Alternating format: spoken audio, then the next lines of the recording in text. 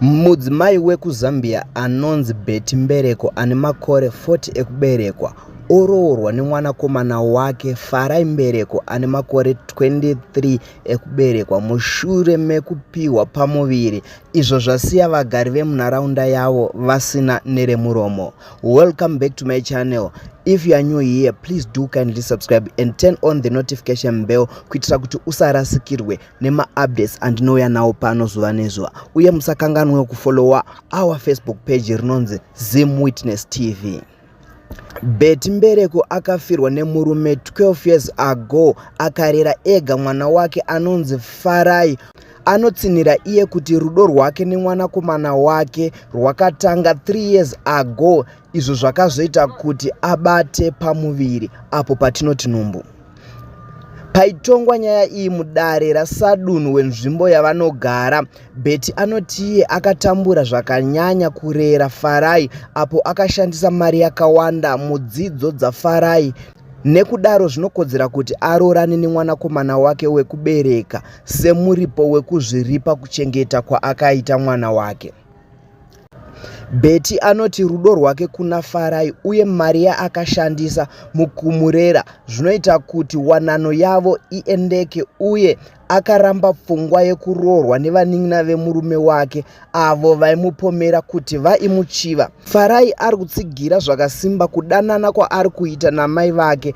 Anoti akazvipira kubhadhara mari yejeredzwa yakasiyiwa nababa vake panguva yavakaroora amai vake. Farai anoti zvakakosha kuti abude pachena kudanana kwaari kuita naamai vake kuitira kudzivirira Betty asapomerwe kuti ari kuita zvechipfambi nekuda kwepamuviri paainapo. Zvisinei, sabhuku wemunzvimbo yavanogara akapikisa zvakanyanya wanano yevaviri ava achiti izvi zvinoshoresa, hazvina hunhu zvachose uye makunakuna avari kuita mudunhu ravo. Sabhuku ava vakayambira Betty nemwanakomana wake kuti kuita makunakuna aya kunoita kuti pazove nemurango wakasimba sezvo zvisingatarisirwe patsika dzedu dzechivanhu. Sezvo muchizivawo kuti makunakuna akadai anoita kuti vapedzisire vasungwa nemapurisa.